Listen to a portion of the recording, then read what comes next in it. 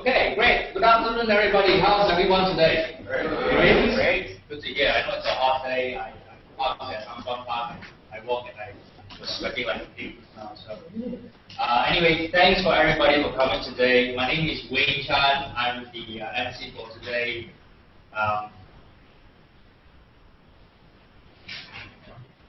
That's me. GBG Kuala manager, one of them. The team also has others, but I'll let Marcus do the introduction. We move on to the next slide. Okay, basically today we're going to cover a few topics. First, we're going to do a forward by Marcus, who's the GBG KL founder. Then we're going to look at search engine optimization in a nutshell by Dr. Frank. And then we're going to have an introduction to social media and why business should embrace it, why praise and buy. And then we're going to go to the GMVO success story, and then we're going to have a panel discussion. Okay? So without further ado, I'm going to pass the mic to my colleague Marcus Wu. Hello. Hi everyone. Hi ladies and gentlemen. Before I go on to the introduction, just want you to know the toilet is right behind the photographer. Right? You just push it and then you can see the toilet, right? Okay, and also the pantry is here if you need some water or also some biscuit. But please be very considerate because it's Ramadan month, and our Muslim friends is important. So if you want to do some quick gigs and eating, do it this way. Okay, right? We do that, right? And please put your headphone to silent mode so the speaker is talking, then we can all focus. Alright, so my name is Marcus and I'm the founder of GBG Kuala Lumpur, right? And Wayne is my colleague, and also I have Janine over here. Janine is the operation manager of the Lux Nomad, right? She's also in the founding team of GBG Kuala Lumpur. And also I will run through with you the itineraries of the day. Okay, so later on we will have search engine optimization in a nutshell, which will be presented by Dr. Frank, and also later introduction to social media and why business should embrace it by Chrysler. And next would be GMVO success story by Ms. Hiro. And also we will be sharing some tips on how to improve websites, which has been submitted earlier. So we'll be reviewing 3 websites. How to improve the websites. Okay, so the panel experts are including me, myself, Chrysler, Dr. Frank, and also Smart. All right. So let's move on with the first agenda, which is the SEO. Let's introduce. Let's welcome Dr. Frank.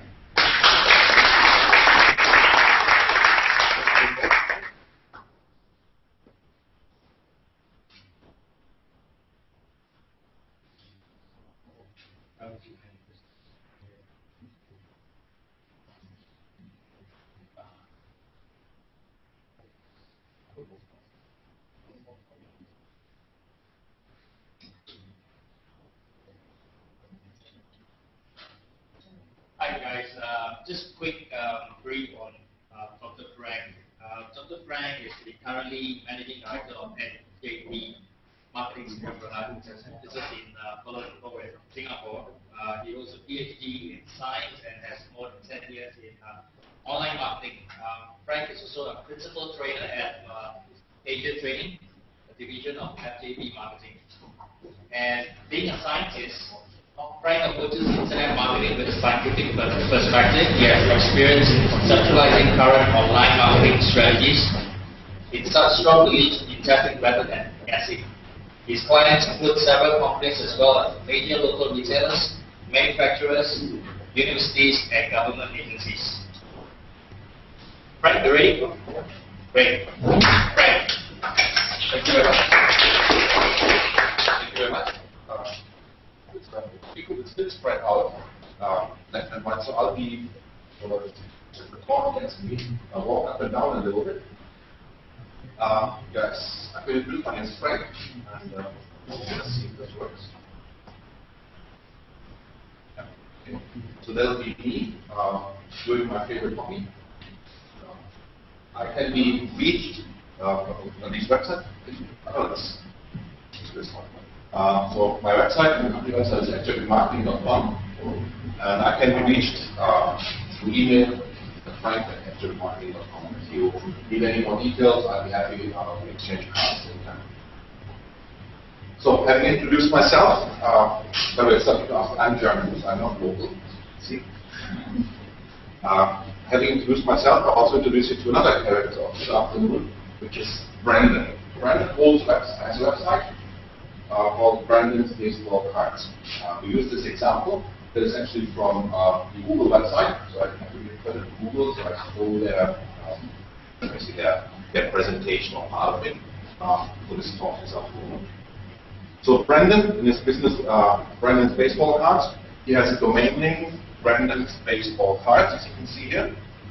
His main business focus is online.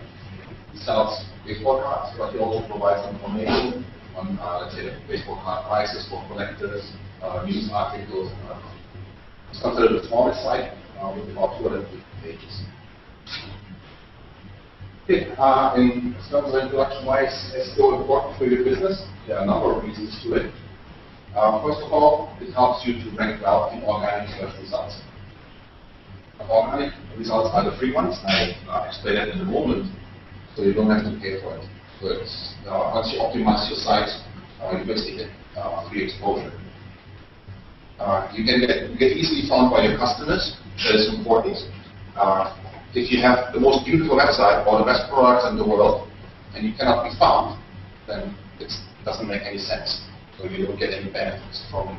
So it's important that your customers can find you in kind of search engines. This should not be underestimated. Even if you rank reasonably well in the search engines, you want to outrank your competitors. So good SEO will help you to do that. Let's say you're on the first page, but at number 10, and all your competitors are above you, chances that people come to your website are rather slim. So it's important that you employ good SEO to get in front of your competitors. And last but not least, when we go through this afternoon for the next 45-50 minutes, you will also see that good SEO is beneficial to your website in terms of providing a better visitor experience. Now, visitor experience, you will usually say that quite a number of times this afternoon. That's something that Google places a very great emphasis on. I'll explain it as we go along. So this is what I just mentioned. I don't know if I point here, then you can't see that. But it's quite a bit. So on top, this is a Google search result page. On top, you can see the search query was baseball cards. And on top, in blue, you have the paid AdWords, or the paid search results. So it's not free. And below, in red, box in red, the organic search results. So this is what SEO is all about, the organic ones in red. If you want to rank on top in the yellow areas, for those you have data. Let's talk about that. Alright, so what we're going to talk, SEO in a nutshell, will be that I'll give you some hints about basic SEO, what you can do in your site, what you should do. We will talk a lot about best practices, things you should do and things you should not do. We'll talk about how improving your site structure will help your website, better organize your website basically, to help not only search engines find your pages or your information, but also for visitors to your site to have a better experience. What optimizing content will help. Again, to provide better user experience and better feedback. And then later on in the last part, we'll talk about promoting your website and how to analyze how good your SEO actually works. Okay, so this is search engine optimization simplified. If you're going to go through the rest of my talk, what you need to remember is the following. Please memorize it, and you've got to be quizzed on this later.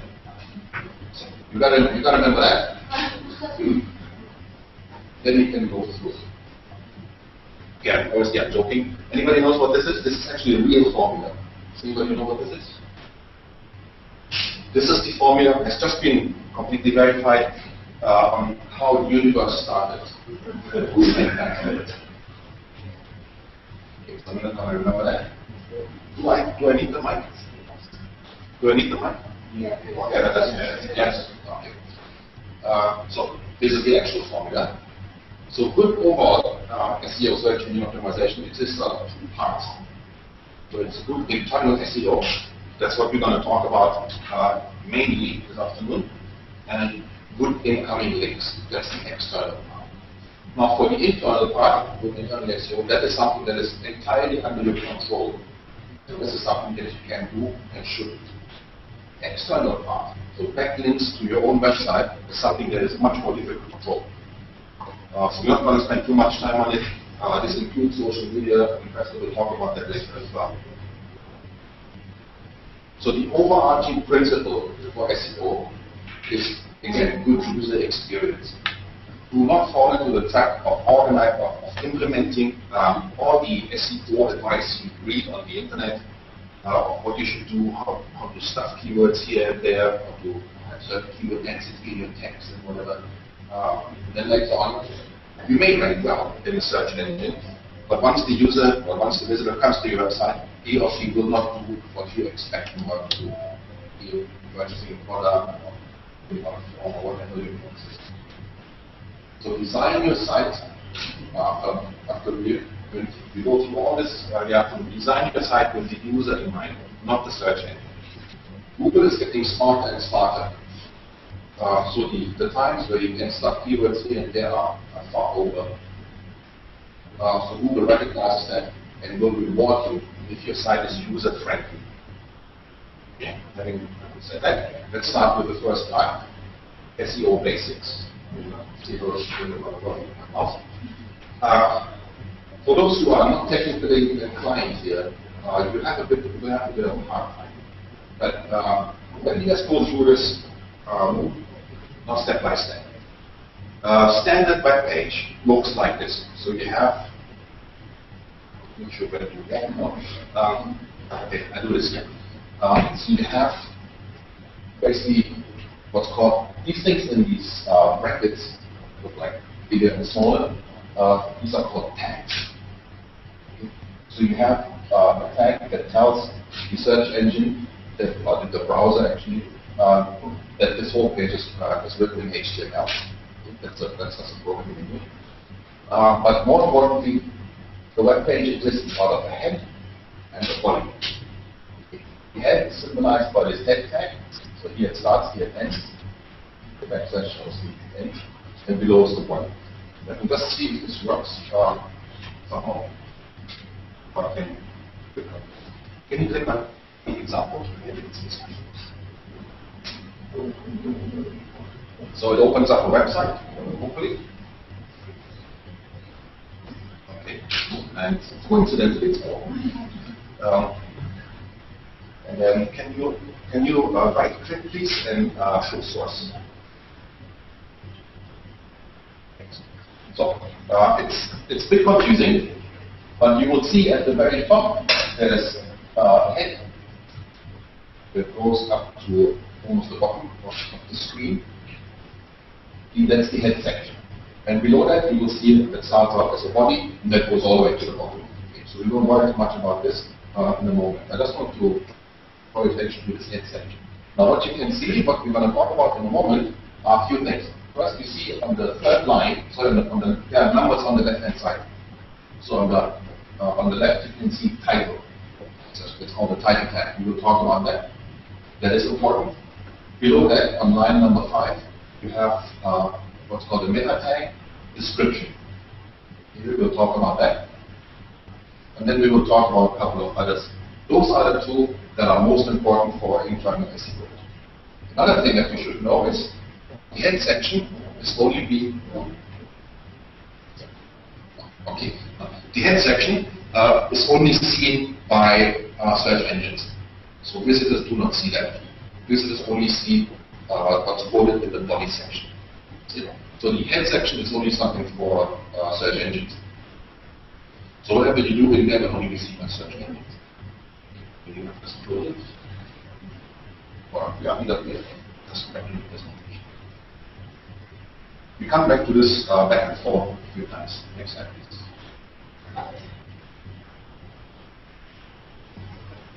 Okay, so this is what I just mentioned. You have the title tag, you have the description tag, you have the keywords tag, and then some others. Let's look at this in more detail. Next slide, please. So this is the title tag. This is the title tag. What we're going to talk about. So you just saw this on the actual code. You have something written in the title tag, which should be obviously your page title. Now to this, you should pay close attention.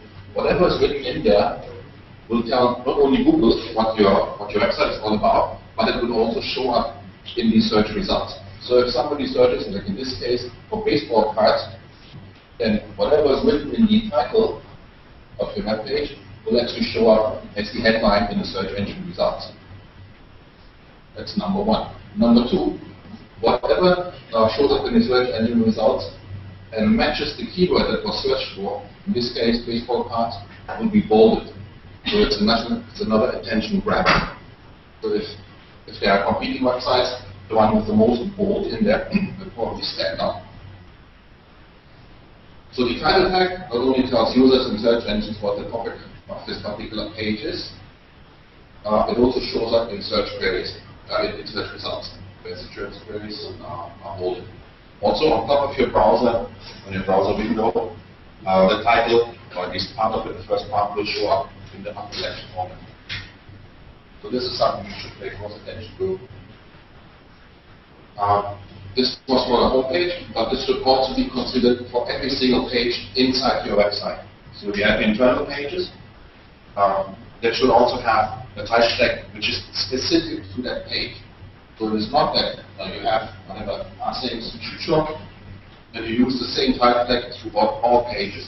Every single page in a website must have a justification for its existence. So it must be unique.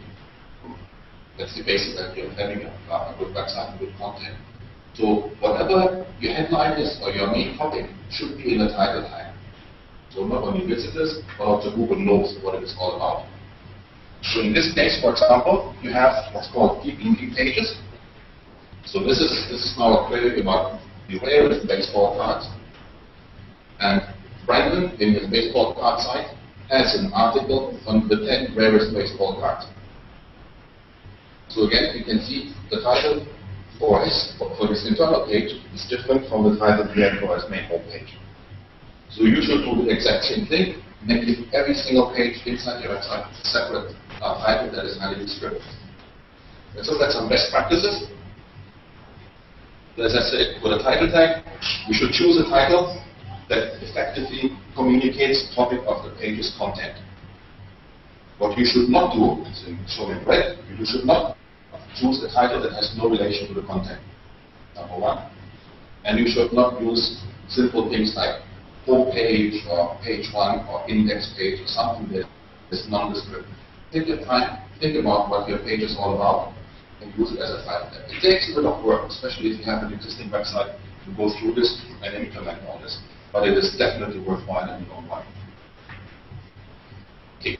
Another thing, even on the smallest pages, or the most varied pages, should be uniquely titled. All have their individual title. Do not use the same title for all pages. I know sometimes it's difficult if you have large e-commerce sites, unless you can auto-generate those or can automate it.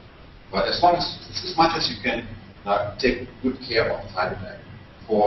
This is one of the most important SEO parts. Be descriptive. You have about, give or take, 60 characters that you can work with for the title tag. Don't put the life story in there. Be concise. Don't use any filler words and stuff that doesn't mean anything, it just takes up space.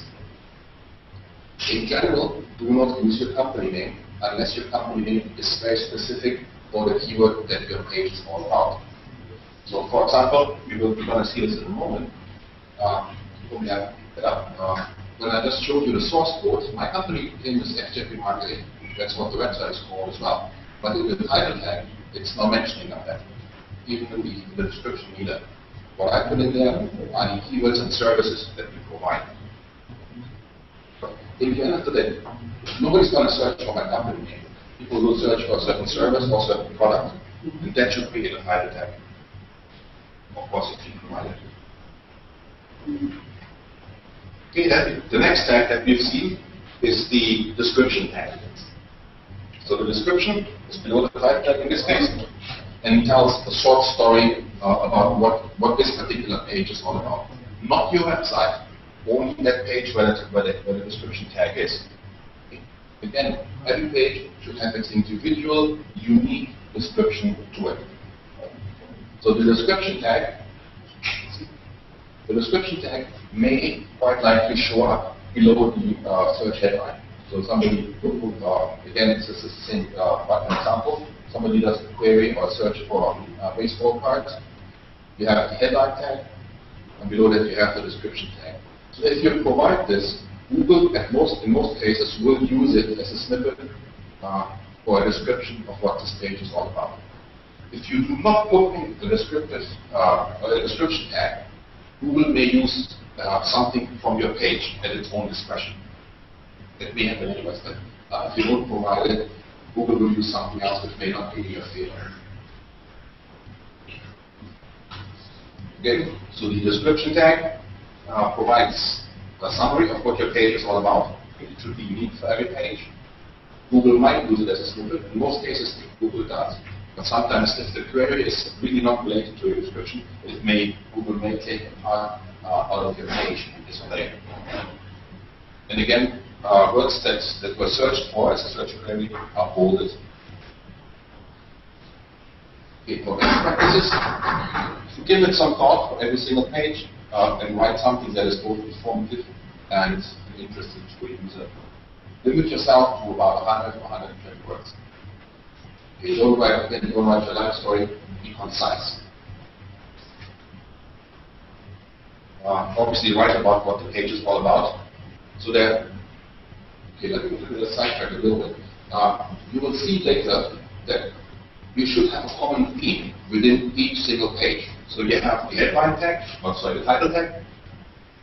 That should be about certain keywords that this page is all about. You have the description, which again should closely relate to it. And later when we go to the in-page SEO, those should also relate. So there should be within one page a common theme. Don't have your title on one thing and your description on something completely different, like a job within the site.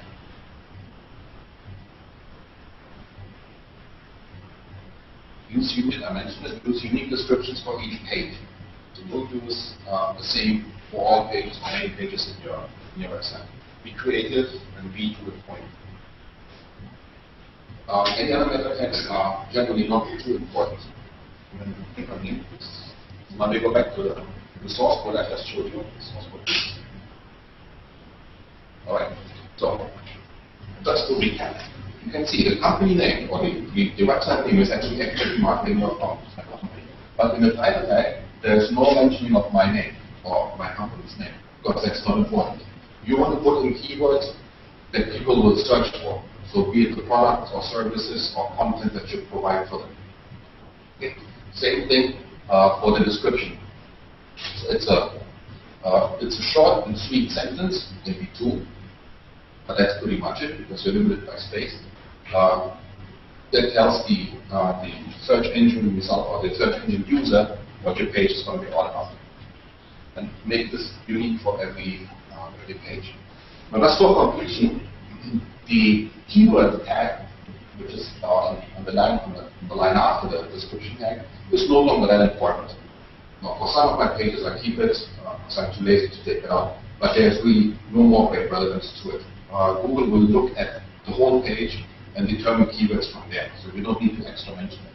If you leave it away the keyword tag, you don't have any problems with that. Okay. Then on line number 8, I'll just mention the robots tag. Now what this means, and this is not too important, but the robots tag tells the Google robots and the Yahoo and Bing and whatever to index this particular page and to follow all the links from it. So it's good practice to have it in there, but it's not that. All the other tags are for verification. They are not really important. Thank you.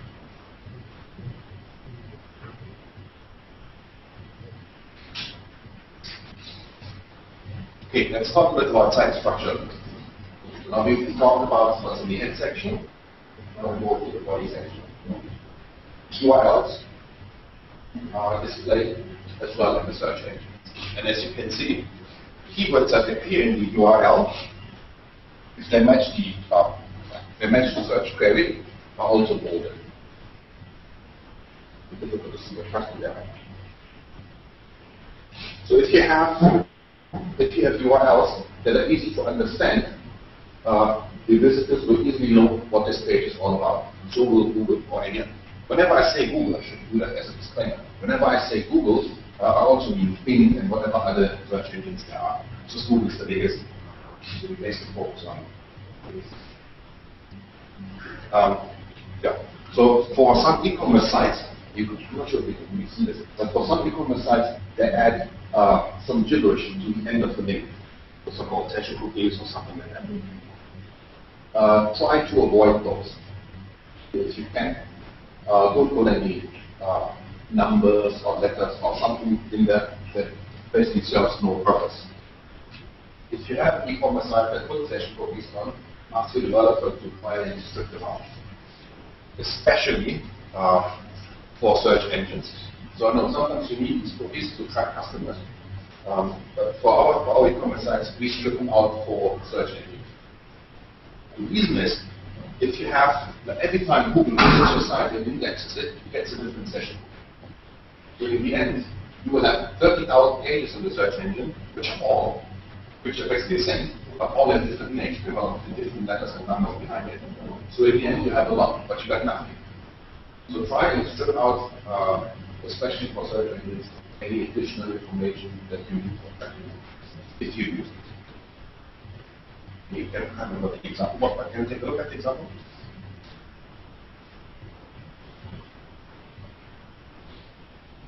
Can you look at it? I wanted to show you what I mean by URLs. Just pick any of the links on the site. So this is what I mean by URLs. Don't use page 1 or page 2 or page something that is non-descriptive. Make the URL keyword rich, where you describe the rest of the content in your page. So the title of this page is online marketing, as you can see on the very top. You also have to see a pay-per-click, and you have the URL. So there's consistency within the web page, which is important. Thanks. So when you build a site, even if you have an existing site that is already badly organized, rename the pages that is recommended, and make the links the actual links are keyword rich. So when you build URLs, use words that are important for the particular page, for the content. Don't use any gibberish or any session IDs or whatever that are no value. In your pages, it can take some time to do this, but don't stuff it. Keyword stuffing is if you repeat the same keyword over and over again, hoping that Google will be impressed, but will not. So no problem. Okay, site structure. This is site structure. Basically, root means that's your home page. Then out of the home page, you have certain sections that are branched off. Okay, so in this case, this is actually not, it's from Google. I stole this in Google, or borrowed it from Google. But it's actually not a good example for a number of reasons. When you go to price guides, further down, the 1900 to 1949, 1950 to 1999, it actually come out of the price guide, not from the main book. Okay, so there's a drawing error. And then there's one important folder in there, and it's basically, you might have an idea which folder it is. It's a folder that pretty much every website has. Sure. Right. The content could be in the about. It's an about folder.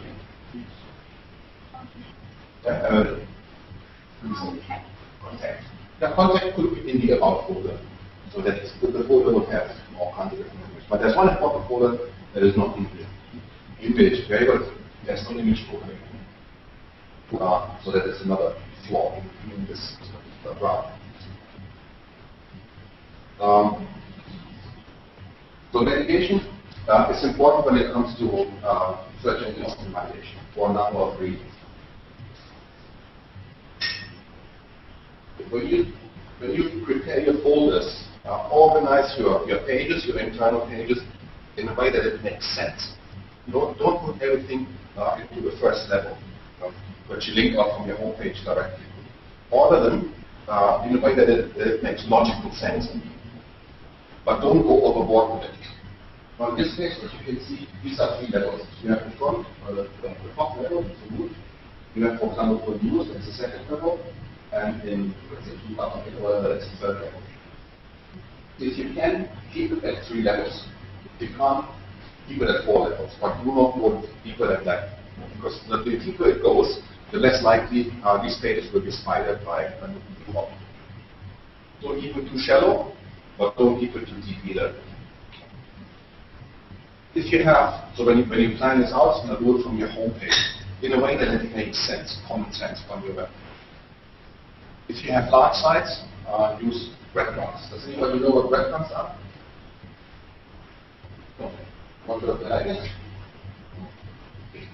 Breadcrumbs, there's actually an example below here. I'm not sure if you can see this. That shows where you are on the spectrum of where you are within the overall website. So your branded baseball card would be the home page, then you're in the folder of articles, and you're reading the article top and baseball card. So for the user or for the visitor in your site, if he or she wants to go back to articles, rather than clicking the back button, the visitor can click on, for example, on articles and click back to the button. That makes navigation a lot easier. It also tells Google what your structure is. So for best practices, use a directory structure that organizes your content well and makes it easy for visitors to know where they are on your site. Don't go overboard with it, don't go too deep, and don't use file links or folder links that have no correlation to what there is on your site. Don't call it folder 1, folder 2, folder 3. Use the same keywords that would describe that section of your web page. When we create the naturally default hierarchies, that's pretty much self-explanatory. And that's something that's more important. Use mostly text for navigation. You don't use images.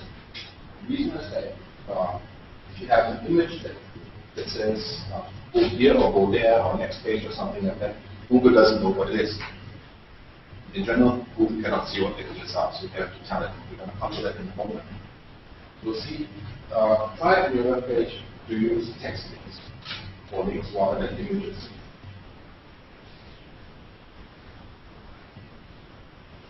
Okay, then, another thing that you should do, who has sitemaps on their website?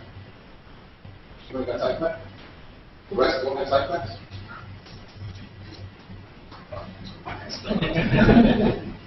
So you should have sitemaps on your website. Two different kinds of sitemaps. You have what's called HTML sites, so that's a site that, or a sitemap that can be read by the visitors on your site in case they get lost. And you provide another one for search engines in particular. It has a slightly different format. It's always said that it should be an XML format, which is often too complicated. You can use normal text, but what you do is, after you have optimized all your links, you give them a proper name rather than link 1, page 1, or whatever it might be. Copy them all into a notepad file. Take that notepad file as sitemap for text and upload it onto your root directory. And that's it. Okay. So that will help Google to understand where you are, where they are on your site. They will not miss indexing any pages. So two sitemaps are good, one for user experience and one for search engine experience. So I'll show you our sitemap. And what you will see is, what you can see is that our sitemap is also structured. So you have one part of the sitemap that contains all the links that are related to our services, You have another part of the sitemap. It's about geography and so on and so on. So a sitemap, if you do a sitemap for visitors, so HTML sitemap, structured in a way that it makes it easiest, as easy as possible for your visitors to find content on your site. I use sitemaps quite often on websites if I can't find my way around. So do other people as well.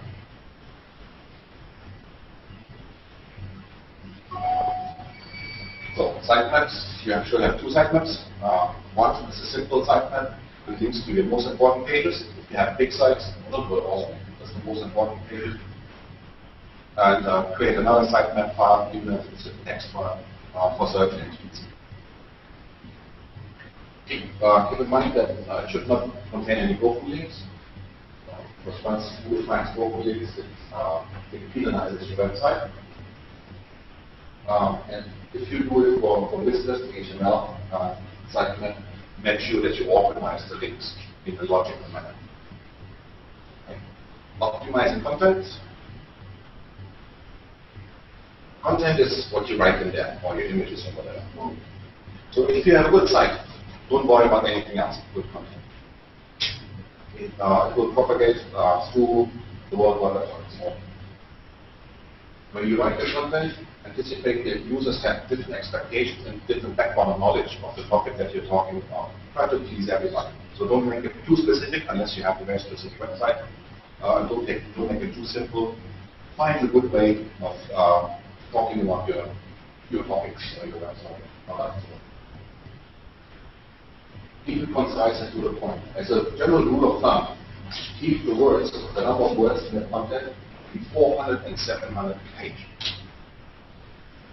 I've seen some blogs, and we're going to talk about this later, where there are 10,000 words in a page. Google's going to be never going to. So you should be regular. I'm in the market for a new phone, and I'm looking at the Galaxy S3, and I was looking for a review for it.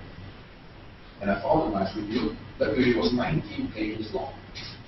It was very nicely written, very engaging, funny at parts, and I read through all 19 pages. So it was broken up logically to one page about the camera function, one page about gaming, using the device, and so on and so on. So trying to do something like this. But whatever makes sense within one topic, keep it on that page, and if something should be outlined or should be separated, put it on two separate. The reason behind it is that web developers don't have much time. So you don't get much credit from people coming to your site.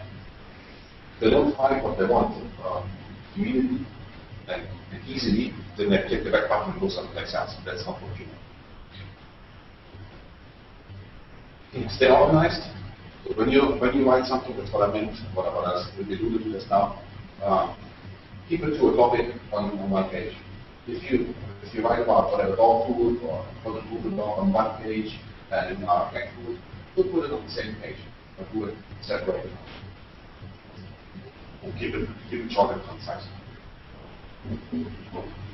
Okay. Fresh content is always good. It keeps users coming back, and it also impresses Google. Every document that you upload to your web server, after you put it, blog or website, gets a tiny link.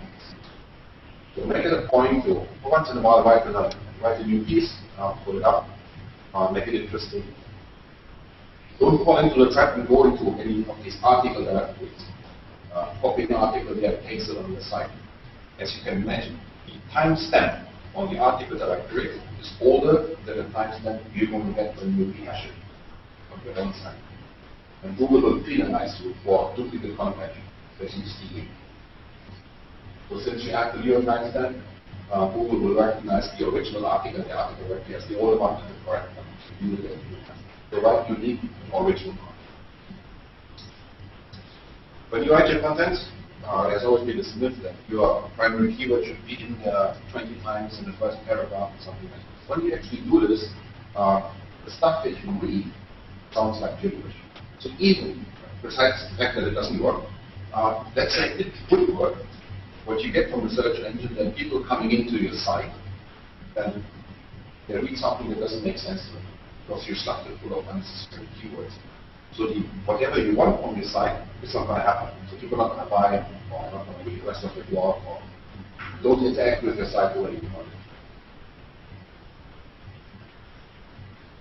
So write for people, not for search. Okay, briefly on anchor text. Anchor text is the text that is highlighted, traditionally in blue and underlined, where you click on. This is again something that's under your control. When you use an internal link, so the keywords that are relevant to the page where this link leads to.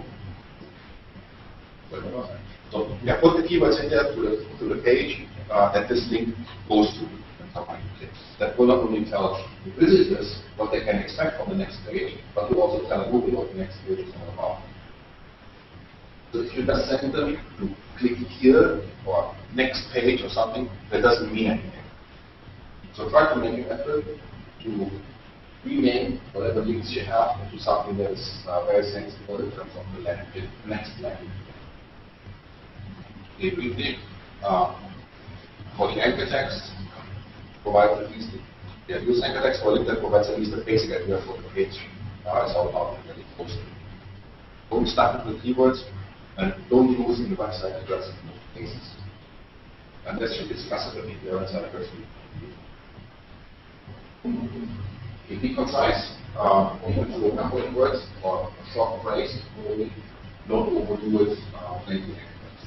Because it will also make it.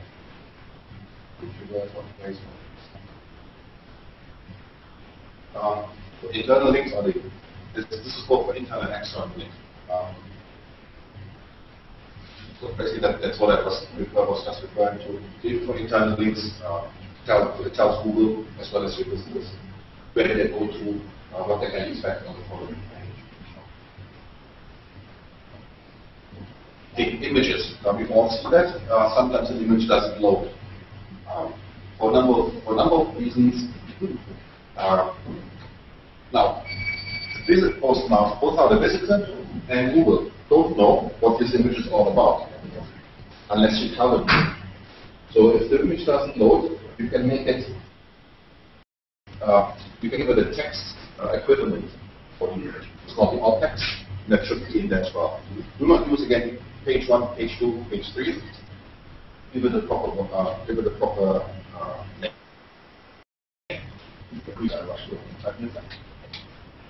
So now we have the image folder. Going through this quickly.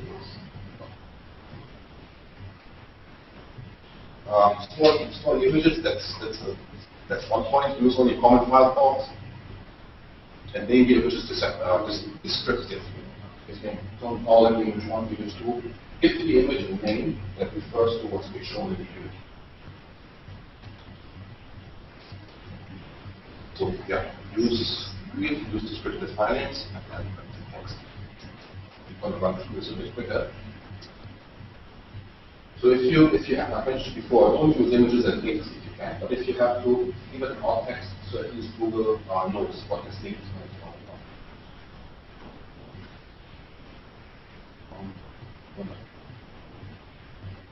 Heading text are like headlines within your article. So you have the main headline, like in a newspaper. Government sponsors 50 billion to orphanage. That would be the headline. So this is the most important part of the article. If you don't read anything else, at least by skimming the headline, you know what this is all about. And for the content, it's the same thing. You have a headline that's called H1 tag. See here. This is the most important headline.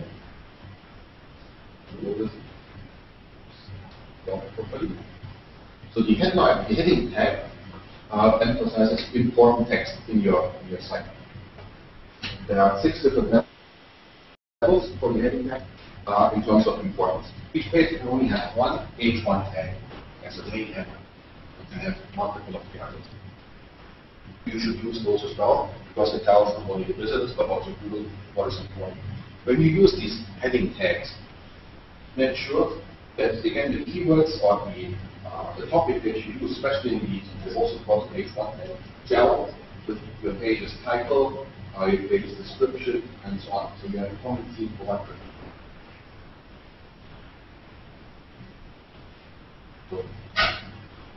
Will there be handouts later? Will there be handouts of this? Yes. Yes, okay. There will be handouts later. So then I'm going to skip through this pretty quickly. Thanks, because I can look it up. For promotion and analysis, just want to briefly mention it for my time runs completely out. This is not about incoming links. So you just finished your new page that you've just uploaded about whatever new product, let's say. You can promote it using, for example, your own blog, but you can also farm it out into other users' blogs, for example, social media services. Those are two online ways of doing it, and in newsletters and others to let others know about it. Now, if your content is well written and informative, other people in the blogosphere or in the social media area may pick it up and maybe post it on their own blog or on their own Facebook page. These links that are then going back to your product page or to your website, to your web page, are called backlinks. And those are highly regarded by Google.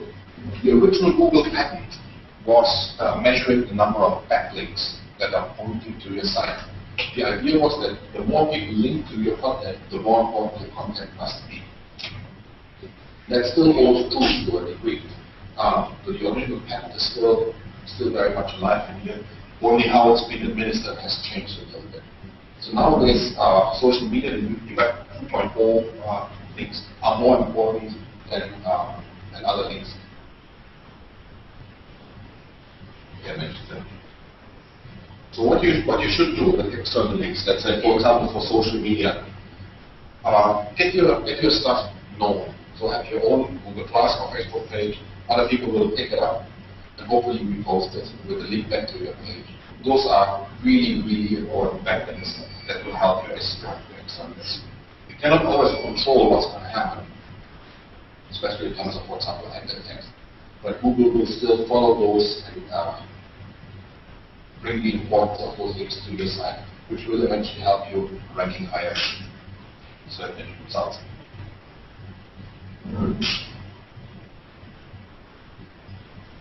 Okay, what you should not do, yes, in the bottom, this is what spam link requests to all sites. I don't know, if you have a website, you probably get 10 requests every day. I have a website that is very similar to yours, let's exchange links. Don't bother. This is not going to help. Because most of these sites are low quality sites. And the problem is, if a low quality site links to your site, Google thinks that your site must also be low quality. So the importance of the link that comes in filters through to your site. If you can manage, for example, to have your site mentioned in a .edu site somewhere, that is of high importance, because Google thinks universities, for example, or school sites, if they link back to your site, your site must be good, must be an educational resource.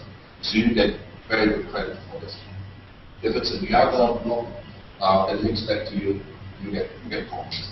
So for the spam requests, I just can't bin them right away. The other thing is buying links. There's also no use to it.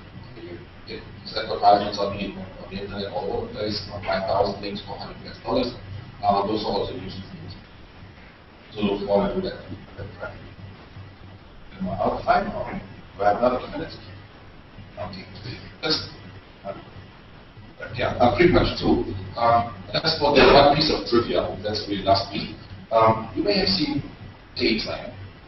Who has not heard of PageRank? Everybody's heard of PageRank. Have you ever wondered why PageRank starts with a capital P and not a small p for webpage? It's because it doesn't refer to a web page. It refers to the original Google patent. The first outbound patent was Larry Page, one of the Google founders. So the page in PageRank actually refers to Larry Page. That's why it's capitalized in Google applications. Other blogs where people don't notice, they write it in small letters. In the old days, I don't use the Google toolbar anymore, but the Google toolbar used to have this little green bar that tells you what your page rank is. And that tended to fluctuate. Today you have 4, the next day you have 6. So I've had clients call me, hey Frank, the world's coming to an end. I had 6 bars, but now I only have 5 bars. What am I going to do? and I'll go grab a coffee and don't worry about it. So it's not important. If you have Google toolbar installed and you see this little green bar going up and down, you reflect your page, don't worry about it. Focus on the stuff that we've talked about. Don't focus on the little green bar. Last but not least, make use of some free webmaster tools. So you're going to get handouts of this, but there are a number of free tools from Google that you can use. You don't have one for completion. I put the competitors in there as well, because they're still very good tools. So you have the Google Webmaster tools, Google Analytics. There used to be what's called the Google Website Optimizer. That has been phased out, I think, by this month. And it's going to be incorporated into Google Analytics. It's going to be called Google Analytics Experiment. And then you have the blogs, the Help Center, and other guidelines. I didn't put the URLs in, you just Google it. If Google worked, then obviously the first ones will come out as initial targets. But also look at, if you have time, look at others. For example, the Bing Webmaster Tools and the Yahoo Site Explorer. Well, if it's going to be a bit repetitive, but those are extremely good resources for you to follow up on this. It's a lot of reading, but it's definitely worthwhile. Okay, next. So we're talking about this, I see you through this. That pretty much covers it. So I'm not happy to take any questions you have.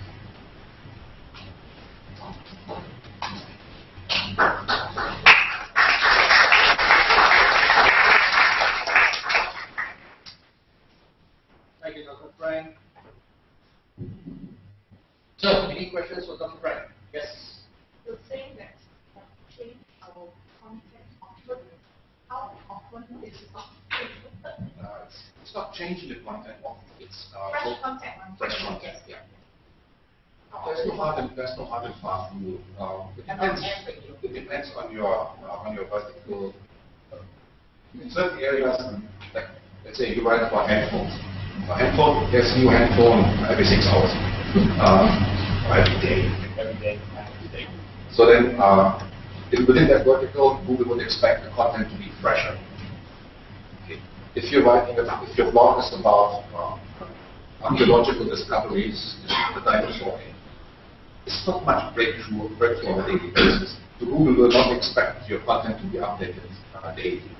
Maybe 3 months, 6 months, you will do. So that's not hard and fast rule. It really depends on the vertical. Great. Any more questions? Well, thank you very much, Dr. Frank. Thank you.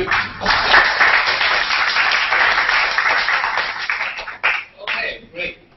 We're going to move on a little bit quicker because it's not late and we're running a bit out of time. But a couple of announcements first. First, you will see these little feedback forms on the table with 2 pencils. I need you guys to be on Hangout. You guys will be getting an invitation to participate in the lucky draw. It's going to be live on Hangout. Okay, so make sure you guys fill in the form and send it back to us. Okay, great. Now we're going to move on. Second speaker: Introduction to Social Media and Why Businesses Should Embrace It, by Chrysler Bai, Online Media Specialist, US Embassy, Kuala Lumpur.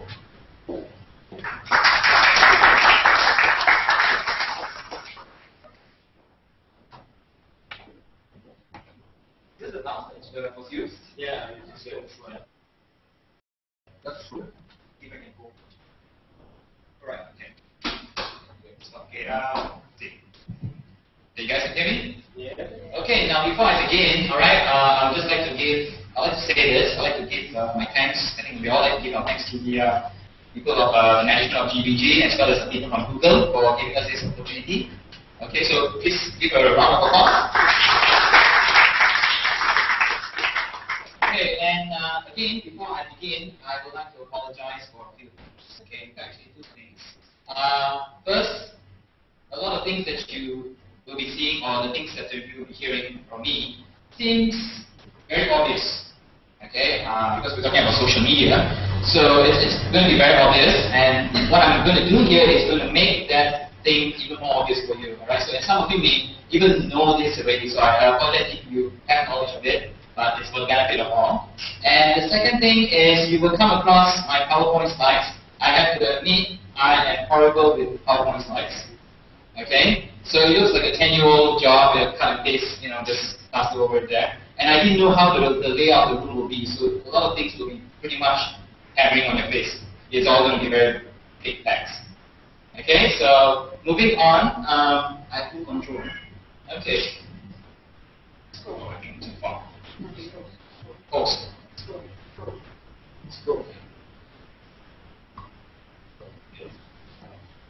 Okay, that's the slide. Okay, so my name is Chrysler Bai. Okay, I am the online media specialist with the US government. Okay, you can probably tell the name Chrysler Bai. Okay, Chrysler is actually a German name, but unlike Dr. Frank Peter, okay, I am a Malaysian. I'm not a German. Okay, so okay, that's my name, and like I said, I'm a social media specialist with the US government. Online media, social media, new media, it's all the same thing. Okay, so now what we're going to cover today is I'm going to talk about three things. Okay, now we're going to do a little bit of introduction about social media. I'm sure you all know about it, but I'm going to, there's a lot of social media platforms, so I'm going to cover a few essential ones that you will be meeting. Okay, and then we're going to talk about the benefits of using the social media platforms. Okay, and the third part is what you can do for your business on social media. Alright? So, okay, great. Okay. Before we go to that slide, okay, I just want to see a show of hands. How many of you here are above 25 years old? Yeah. Okay. Alright, you're all above 25 years old, which I have. I can understand on this slide.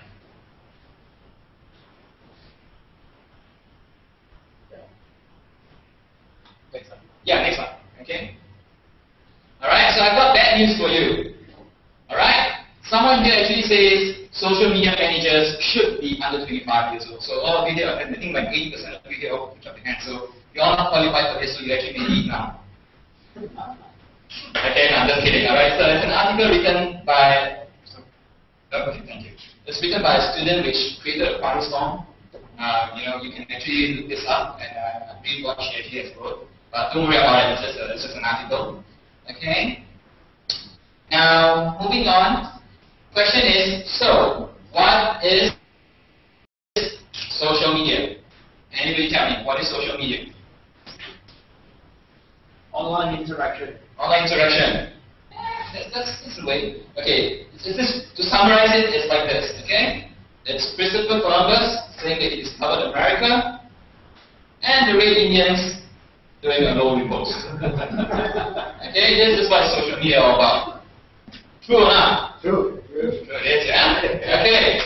In a way, yes, it is. Okay, now we're going to come back to this. Right now, when we ask people, normally they'll say, oh, that's an easy answer. Social media is Facebook.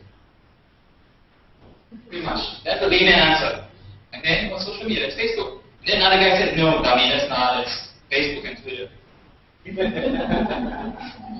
Okay? Truth to the fact is, it's a whole lot. Okay? Social media, there's a lot of it. This is just a fraction of it.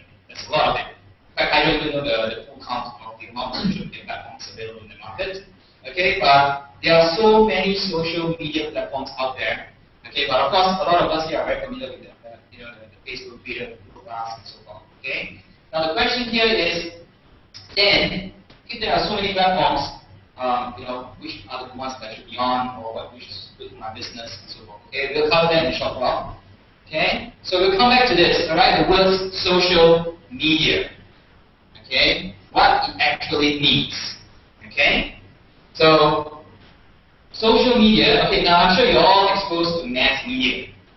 Yeah, correct? You know what mass media is, right? That's something that existed a long time ago, okay? And you're talking about newspaper, TV, radio, and so on, okay? Now, the difference between the mass media and the social media is that the mass media is not social, not really, okay? For example, let's say you read a news or an article in the newspaper in the morning at the coffee table. Who can you share it with? Your roommate? Your spouse? And that's about it. It's not even social. Okay? But social media, okay, it doesn't imply social, alright? Let's say you read something, news on the internet and all, or on Facebook. Okay, you can easily share with all your friends, to people you do not know, you can just blast it out. Okay, so this is what it meant by social. Okay, allows you to spread out quickly the news, just like our dear friend here. Alright, he discovered America and everybody else is just reposting this stuff. Okay, so that's the difference between the social media and mass media. Okay. Okay, now on the first topic, I said, some of the social media sites that we want you to go into. Okay, there are a lot of them. Okay, but these are the 6, all right, which I do encourage you to get onto. Okay, now can I just see a show of hands? How many of you here are business owners? Okay. I got counted. I did. All right. How many of you want to be a businessman or business owner? Intend to. Okay. All right. Now let me see a show of hands again. Okay. How many of you have a personal account with these sites? Okay. For those business owners, you have an account for your business for these. Okay, some of you have, okay? Now, like I said, my role here is to encourage you to actually get onto the social media scene, okay? So, like I said, there are a lot of platforms, alright, but these are the 6 which I would strongly suggest that you get on it, okay? Now, the question comes about is, what are the differences between the 6 platforms here, okay? What are the pros and cons, which is good for my business and so forth. Okay, so we go in a little bit detail, the differences between each of these platforms. Okay, first off, alright, let's start off with Facebook. I'm sure you all know Facebook. And all of you have a Facebook account? Yeah. You better have. Okay, you all better have, alright? Okay, so now, Facebook, okay, now what Facebook is, basically, as the name implies here, okay, it's good for photos and text. Okay, alright? Not all these platforms here, they are not good for everything, okay, they are good for certain things only. Okay, so if you're talking about Facebook, if you want to do a lot of photos and text, okay, this is a good place. It's also good for personal interaction. Okay, if your business is there, it's very convenient to talk, start a conversation with your fans. Okay, it allows you to build pages. Okay, apart from your personal individual account, it allows you to build pages for your business. Okay, so you can have a separate identity.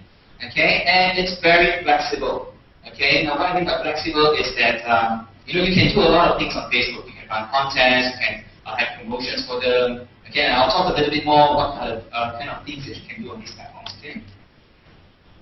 Now the second one is Twitter. Okay. Now a lot of businesses will have platforms on. Okay.